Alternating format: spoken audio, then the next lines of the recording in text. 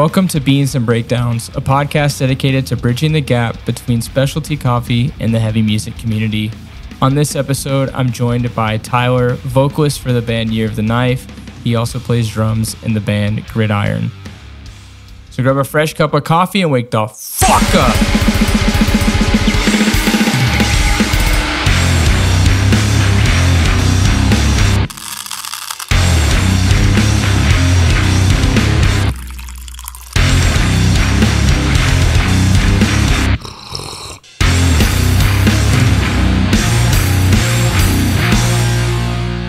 What's going on, Caffeinated Crew? Today I am with Tyler Mully. Tyler, how's it going? Good, man. How are you? I'm great. You got a bug on your computer or something? Some crumb. It's eating like popcorn or something. It's like up on my keyboard. Like, what the hell's going on over there, man? I don't know. I got it though. Got it out. Yeah, there's one on my keyboard at work that I can see it, but I can't get to it. And so every day it taunts me. It's like, you will never be free of my presence. Gotta pluck it out. Yeah, man. I'm drinking some coffee, even though it's a pleasant 6 p.m. in the afternoon. Mm-hmm. What do you have going on your side? I got a nice filtered water that I get from my local grocery store. 10-stage filter, nice. Fancy stuff, whatever. Wow. But straight up water. That's it, man. That's some high quality H2O. High quality H2O. That's right. A Water boy would say. Is it single origin H2O? I think so. Dude. Well, I'm drinking a coffee from Tunnel Espresso. It's one of the guys who runs the roasting society here in Montreal with Scott Rao, named Annie Tunnel, has a shop. And it's a Yirgacheffe Ethiopian single origin with orange and grapefruit flavors. Really, really, really good. I've never had the Tunnel stuff, and it's great. So, that's awesome. Yeah, man. We have a Yirgacheffe bean as well, and Little Goat.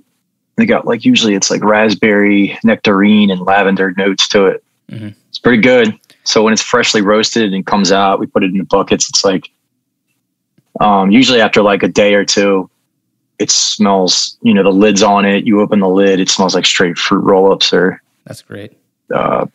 Fruit Loops. It's pretty good stuff. I love that.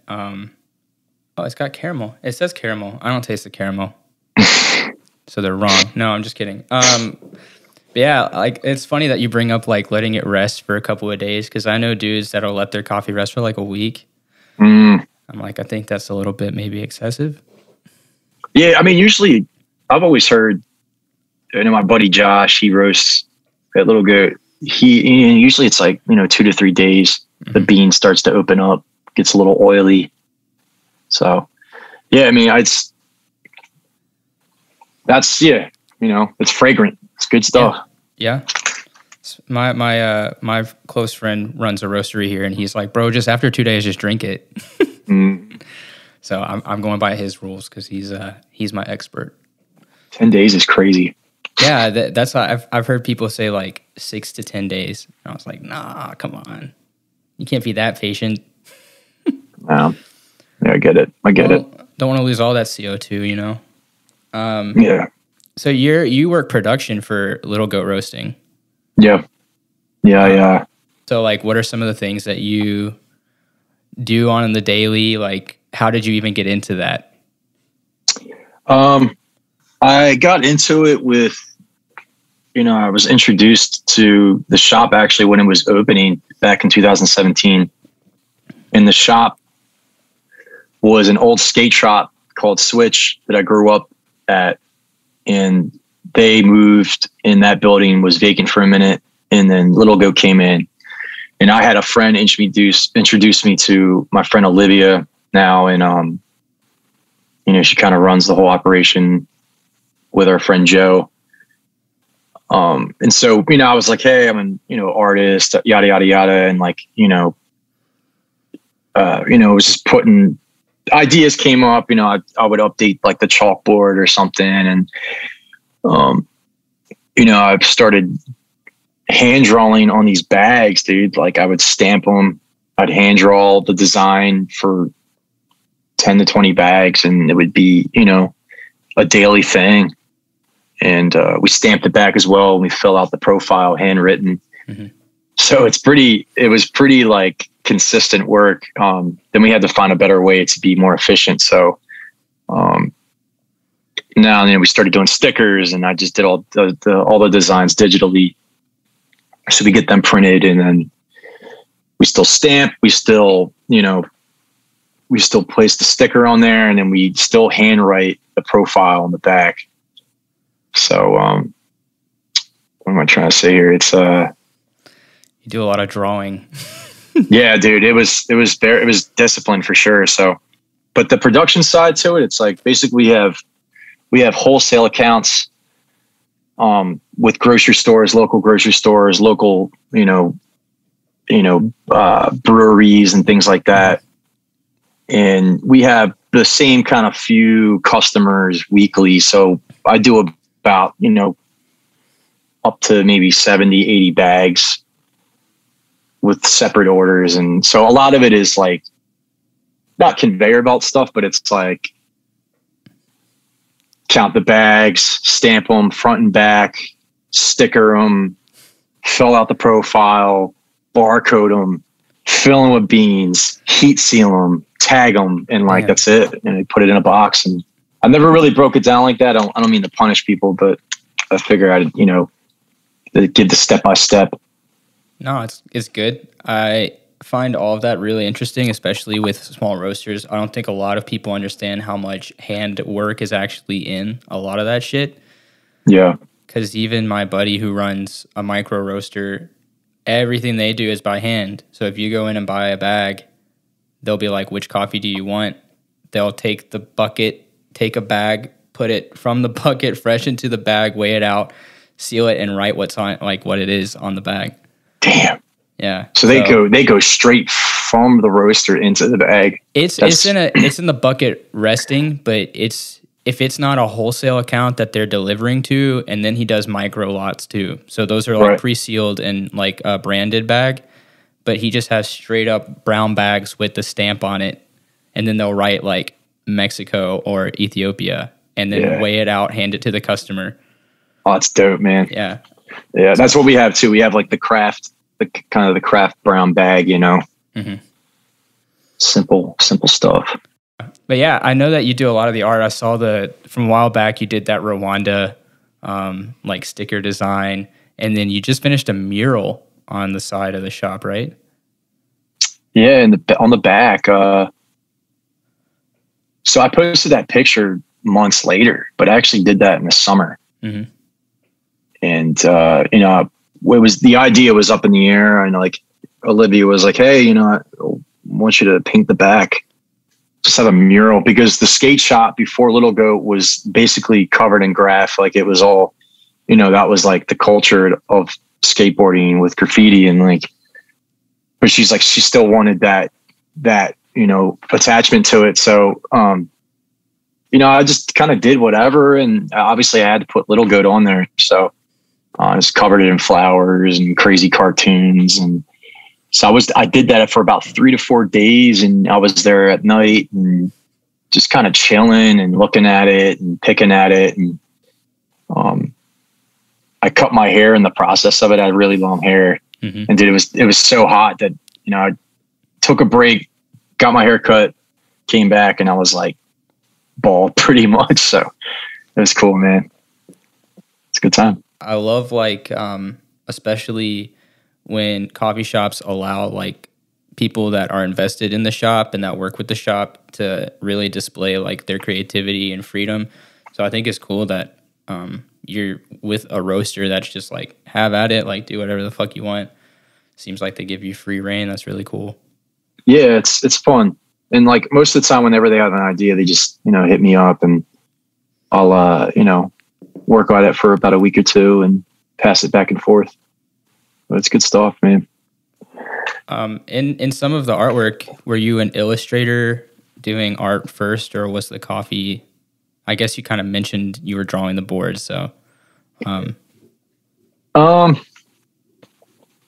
started like kind of really drawing for bands around like 2016, 17. But it wasn't so like Little Goat that I was really like starting to do digital stuff. And I eventually got an iPad Pro, and a lot of it changed from hand drawn stuff to like digital, and I still do some hand drawn, but yeah, that's kind of like when it changed, probably around like 2019 or something. It's when I got like this iPad. So yeah. It's a game changer, that iPad. It is, man. Sometimes I feel like it's best to go back just because it has a better feeling with paper and pen, but yeah, it's way more efficient. You get so much more done with it. And it's very accessible. It's very easy to use. Mm-hmm. When you started drawing, were you doing like, pen and paper and then scanning it and shit like that? Or were you? Yeah, I was working at a UPS store at the time, and I had the advantage to like use the copier machines. So I also would like manipulate my artwork by Xeroxing it and just doing all types of crazy stuff to it. It was fun. Like taping shit and stuff. Yeah. Pretty much ripping it in half and like shuffling it, and kind of, I love that stuff. But they got new machines, and it was just like fucked up, dude. So they didn't give you the old ones, man. They're like not gonna do anything with that shit. No, they're not. The old ones were. This thing was a dinosaur, but it was like, dude, it was a workhorse. Like, it was the best. I miss it. Those are perfect though. Like, I've seen, there's a dude out of Vancouver that does it. I had an old band that we got work from him that's purely like designed and Xeroxed and just like distorted. And he shows his process, and it's literally like the oldest Xerox copier I've ever seen. Dude. Perfect.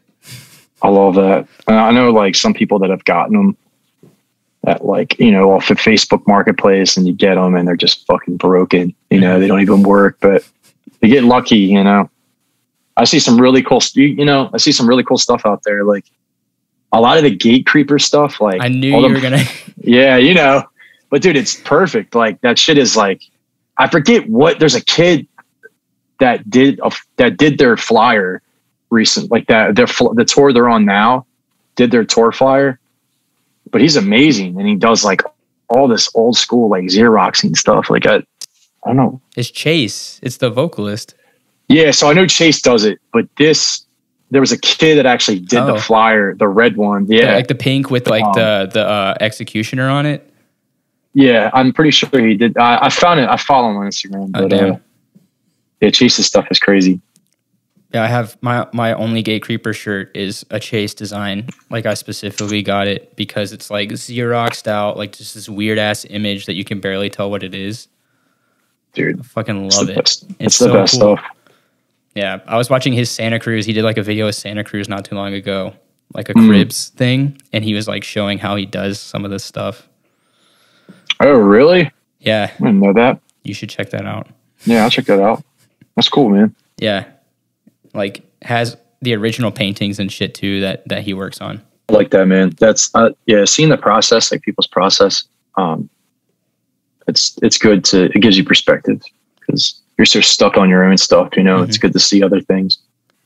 I mean, even bringing it back to seeing people's processes, some of the Instagram stuff, even from the past that you've put up of you drawing on like the rice paper with like the paint and stuff. I really enjoy seeing it just become like it's blank, and then you see the finished product later on and kind of how it's going. What are some things that you've been working on recently that you haven't really like displayed? Well, I do have a lot more paintings, and as well as like band digital designs that people hit me up. I try not to smother the internet, smother Instagram with it, but a lot of it's like acrylic, mixed media stuff. Like I use a lot of spray paint too in it. But I've been hit up for a couple of commissions from some friends, and usually that stuff is watercolor paper or I don't do many canvases, but most of the time when I do commissions, I do canvases. Mm-hmm. And I sand it down, I prime it with a nice gesso, and it's hard to say. Like every once in a while I'll step back in my like studio room and just check out what I have in my portfolio, because I just forget. I just do it and I forget. But yeah, dude, I just try to be colorful and like do weird stuff. Like anything that comes off, you know, you just, I like to just work with what I have. Mm-hmm. I believe that like everybody should find a way to work with what they have. And like, sometimes the best things come out of it. You learn a lot from that. So yeah. Yep. Finding like boundaries that are set on you by what you're saying, what you have around you, like just pushing the limitations of what you have. It really does kind of force you into a more creative atmosphere. Yeah. It's kind of like you have to,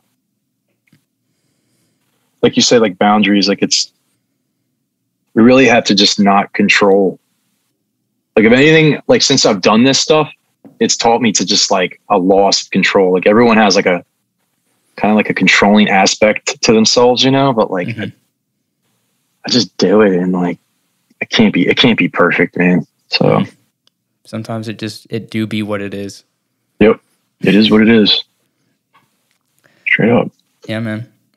The Gridiron artwork. Fucking tight. You like that segue? Yeah, I love it. Going straight to war. I think that the band's gonna kill me, but I don't know. I think that's a World War I photo, like a British World War I photo, and they're in a trench. In the trench, you know, obviously, but yeah, my boy Dom did that. I actually have the record right here. Hold up. Yeah, my boy Dom did it. He did it probably about in 2 weeks, but we went through a different couple colors. You know, we did blue, and then I think we did a yellow, but the yellow kind of looked too like Pittsburgh, you know? Can't have that. You can't have Pittsburgh colors, nah. Nah, I love Pittsburgh. But yeah, we just like, just do red. And red's, you know, red, black, and white is fucking, it's hard, man. It's classic. Yeah, so we did a gatefold. And I mean, a lot of the stuff on the inside is just like compiled photos of war and studio photos. Is it stuff that you found yourself and pitched, or? No, I mean, I did propose like a couple photos. This one was found, you know, through the band. Like I guess somebody in the band found it, and we just stuck with it. But we just kind of had like that whole like brothers in arms, like, you know, 12th man type of style to it. So there's like a battleship on the back. It's got such a classic, like, you know, Youth Crew almost, or like even like right after Youth Crew vibe to it. Yeah, I think with like fucking gunshot on that. That's so fucking cool. Yeah, a lot of it was like a lot of them older bands, like the band like No Retreat was just like about war, you know, and dudes in the jungle with like machine guns and shit, you know. It's like, but this record came out cool, man. We're really happy with it, and a lot of people have been like, you know, I'll get texts every once in a while, like, or DMs are like, yo, this record is insane. And like, I've been in bands for, you know, I've been in many bands for the last, like, I don't know, 12, 13 years, but this band, you know, this record kind of popped off hard. And yeah, we're happy with the reception from it, you know? So it really feels like, cause I started seeing the name. I didn't realize that it was a project that you were a part of. I was like, Gridiron, you know, that's like a tight name. The font looks cool because, you know, hardcore kids were always obsessed with the font of the band.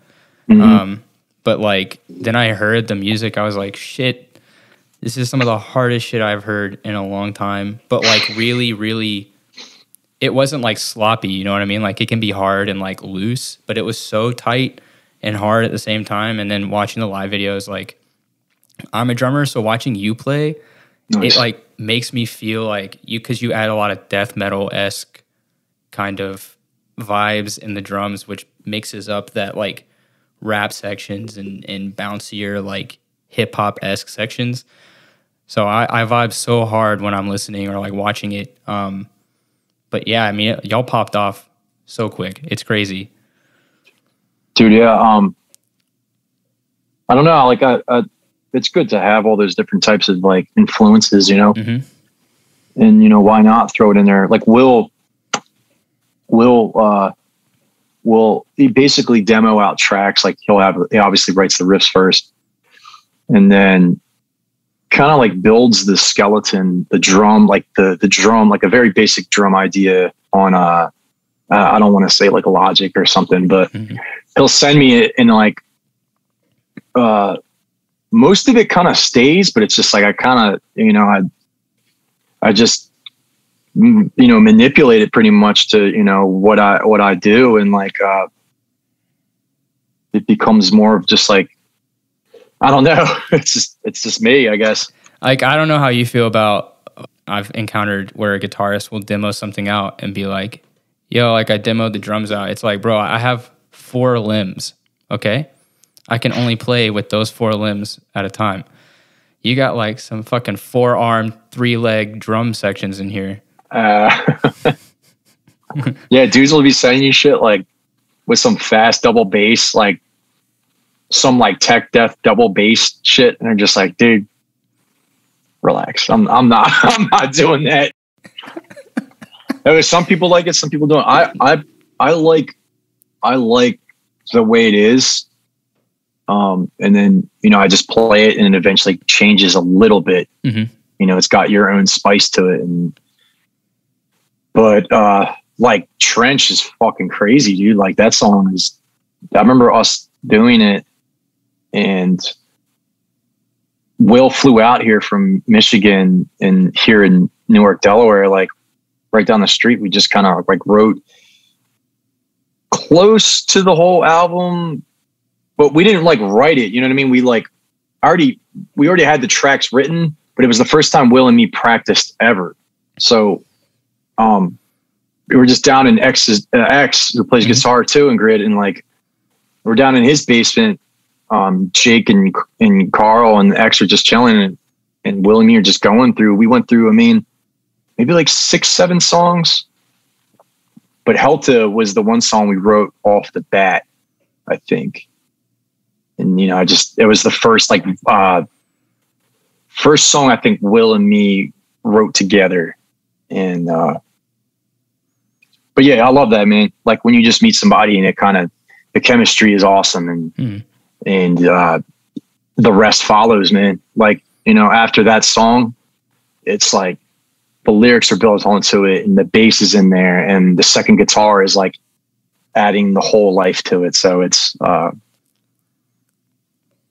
yeah, sorry. I mean, it's just cool to see it all come together, especially when we recorded the record. It was like, we sometimes couldn't believe like what we were hearing. Not to gas ourselves up, but it was like, it was awesome, man. Like it was just like, we had such a good time, and it was in the summer, and it's hot as hell. But you know, Andy at Bricktop, he's the man, and he just is very easygoing, and the whole process of the record was just like, just smooth, man. I had my hard times. But like, I think after I got done doing the drums, it took about 2 days. I was like dehydrated, dude. I think I almost died. I was like, not almost died, but I just was pretty exhausted after that. So yeah, it's a good time, man. Yeah. I think it turned out fucking great, but the chemistry is everything. And I mean, even seeing like the live videos, that shit goes. People like moshing to it, man. It's fun. It's moshy, man. It is. I need y'all to come up to Montreal and turn it up. I think I don't know about Montreal, but I think we're playing Canada. Probably in the fall, I think. You are playing what's the name of that? Hold Your Own. Hold Your Own Fest in Toronto. Yeah. Hold It Down. Yeah, you're right. Is it Hold It Down? I don't know. I can't remember. Hold Your Own is the fest. That's what it's called. I think it because Damage Control is putting it on. There's 2 of them. There's one in Calgary. There's Scoped Exposure 5.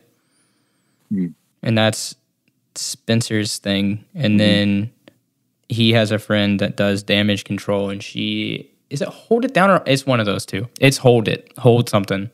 Yeah. But yeah, y'all are on that for sure. Where is that? Is that Toronto? It's Toronto, which it's in September. I'm probably going to have to go. How far is that from you? 6 hours. It's not that bad, but yeah. It's an investment. Yeah. It's an investment. And it's 2 days. So I'd have to like, get a place and stuff. What's that drive like? Is it like, what's the scenery like? Is it desolate or is it like it's lush? Bare, you know what I mean? Bare. So bare.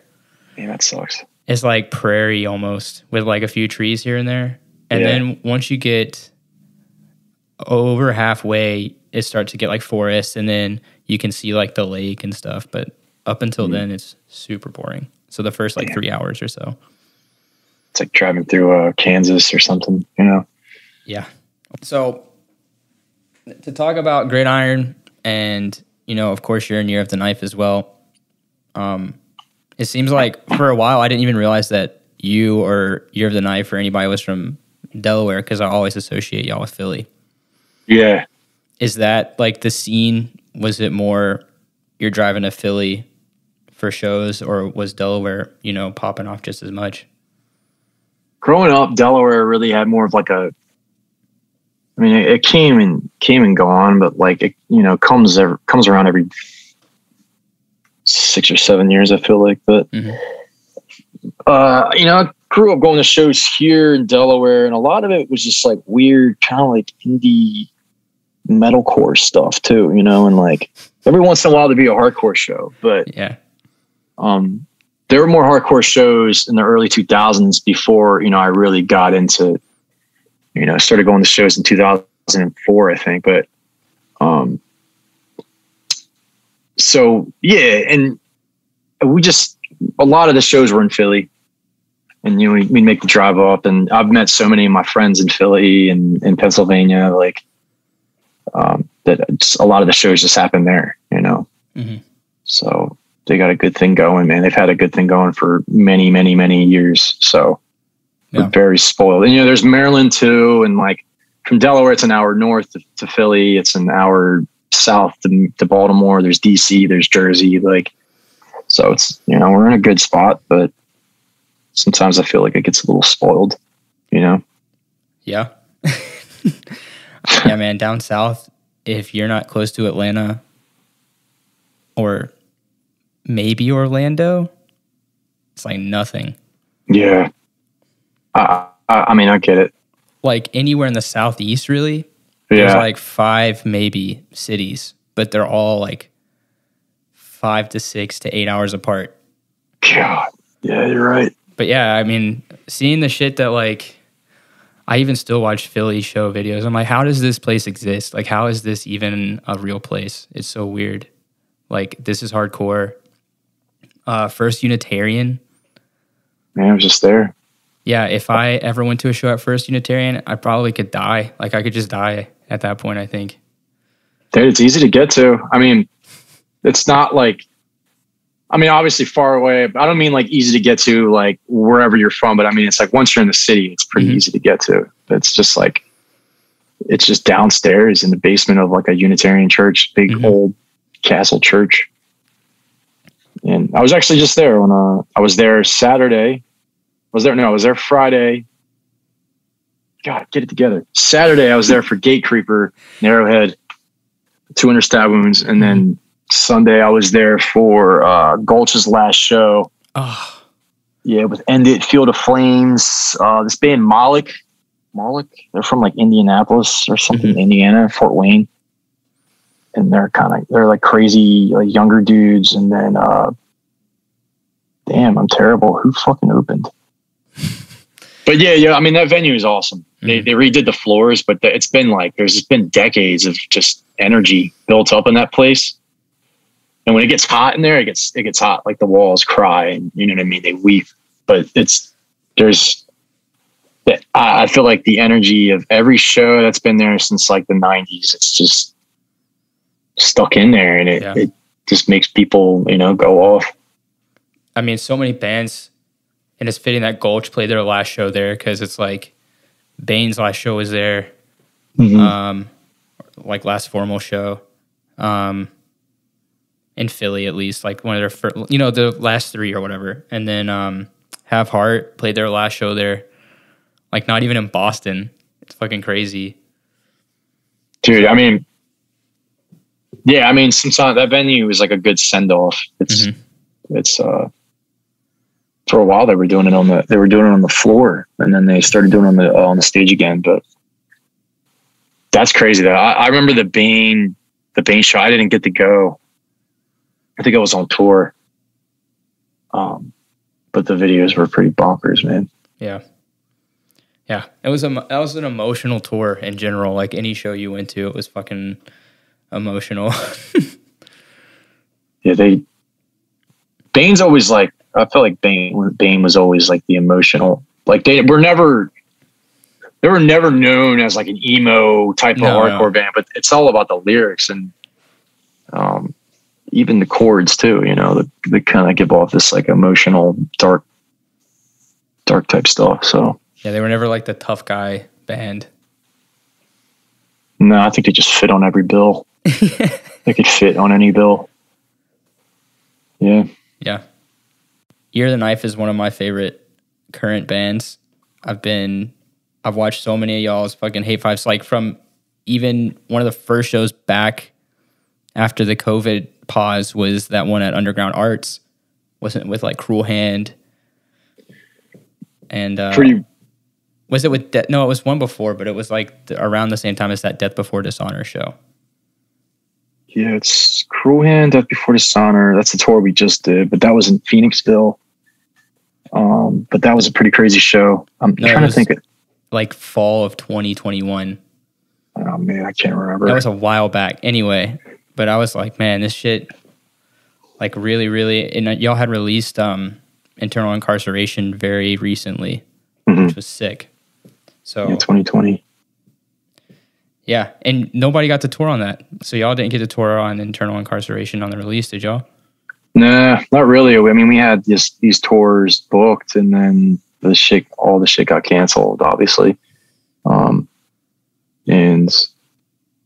that's it. You just take the loss, and I didn't think much of it because I don't know. It just happens, Yeah. Like, I'm not going to say like it's like the end of the fucking world, which it felt like it was going to be the end of the world, but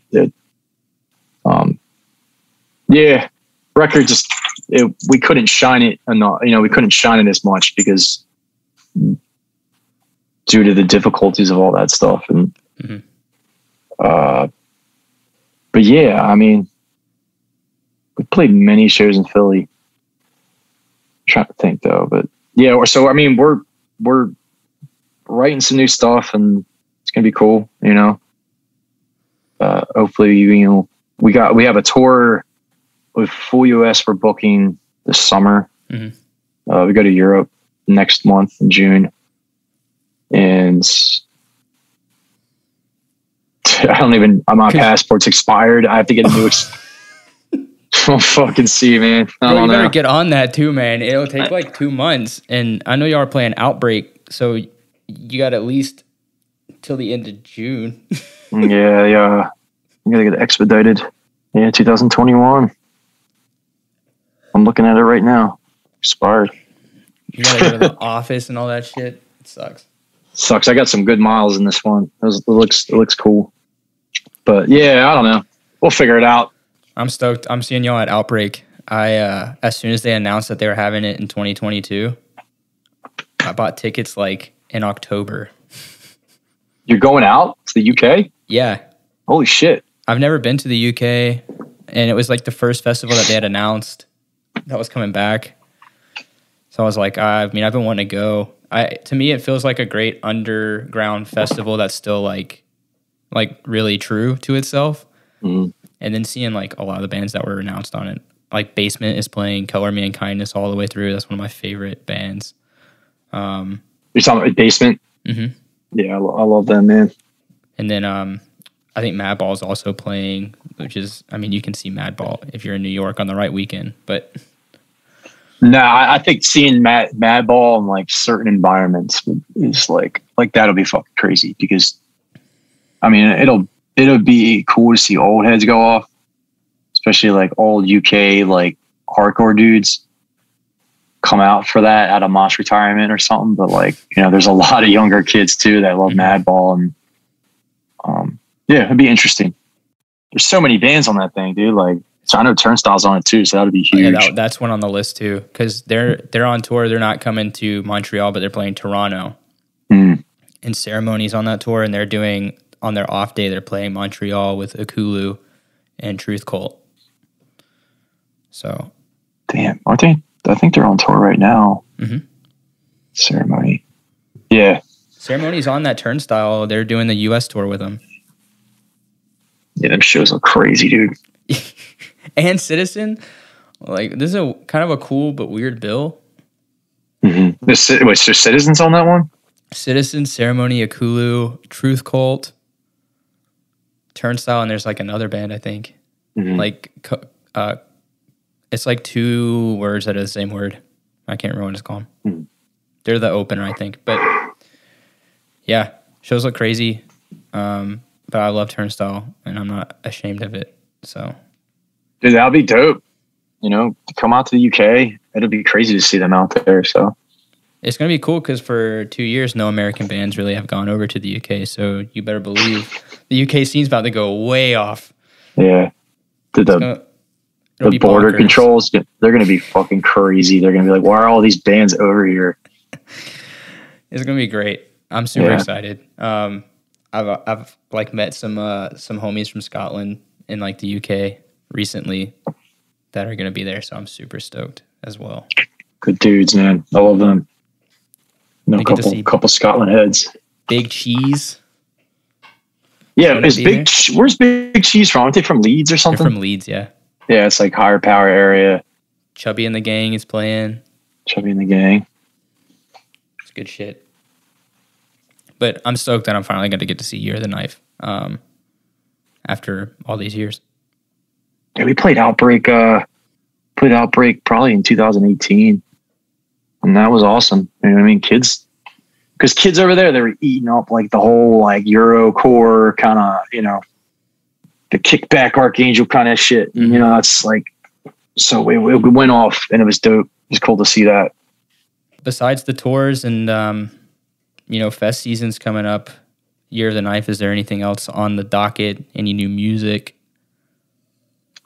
Yeah, we're writing for a new album. It's a lot different. It's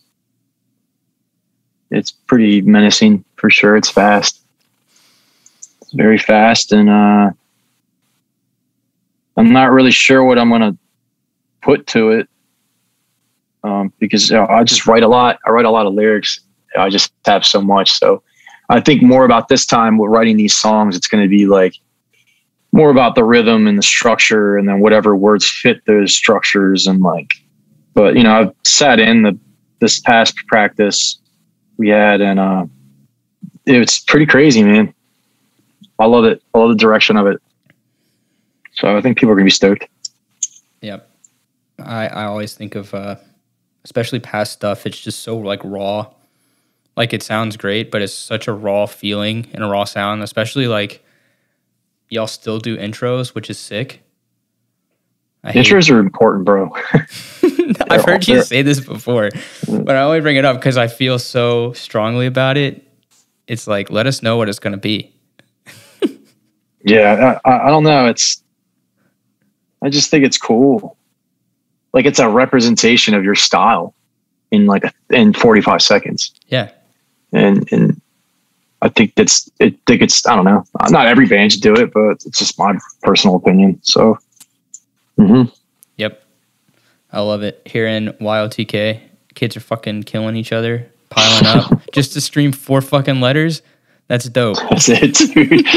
That wasn't even intentional. It was just kind of like, oh, what's going to go to this? Like, yeah, I'm super stoked. I just can't wait for shows to come back, and I love seeing all these tours coming through. Would love to see fucking Gridiron because that shit's hard as fuck. Yeah. But yeah, man, I'm super excited for you guys. Love to hear the new stuff. Are y'all gonna play any new shit live? You're the Knife. Yeah. Yeah, I could see us playing like a new song but nothing's like done yet, but I'm sure we'll have something wrapped up in time. Probably by This Is Hardcore. And happy. I'm stoked for it, dude. It's gonna be sick. It's angry. It's very angry. I love it. I love anger. Yeah. You can. It's an emotion. Okay. As long as it is an emotion. As long as it's guided, it's good. You can be angry. Yeah. You gotta take care of yourself for sure. As long as you don't take it out on other people. But yeah, man. Tyler, this has been sick. I've been really happy talking to you. It's been super chill. I just have one last question before we go. Sure, man. Yeah. What's your favorite city for Beans and Breakdowns? Damn. All right, so we did a tour. And we actually got to go there twice. Luckily in like the past 2 months, but like this place called Commissary in Indianapolis. Not many people would expect that, but like in Indianapolis, it's like this sick little coffee shop down these steps, and you go in there and it's just a very feel good vibe, and the drinks are great. They have good food. It's a very small, cozy spot, and they really just take care of their shop. And shout out to Angel from Dare. He like put us onto it because we all met up with them. So, but yeah, check out Commissary, man. They're dope. Sick. I haven't had anybody shout out Indy, so that's dope. Yeah. Yeah. Shout out Indy, bro. I mean, I could shout out Delaware and Little Goat and all that stuff for Philly, but like, no, I think one of the coolest spots. I will always remember Commissary. So, yeah. Everybody always shouts out Philly, so. Yeah, Philly gets enough love. Philly gets all the love already. Yeah. Awesome, man.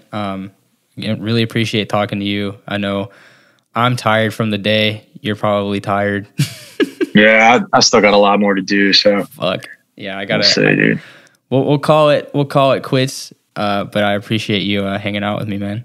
Yeah, man. You're the man. Thanks for having me on, and just good meeting you. So hope to see you in Outbreak. Yeah, for sure, man. I'll be sure to say what's up. Hell yeah. Take it easy. All right, man. You too.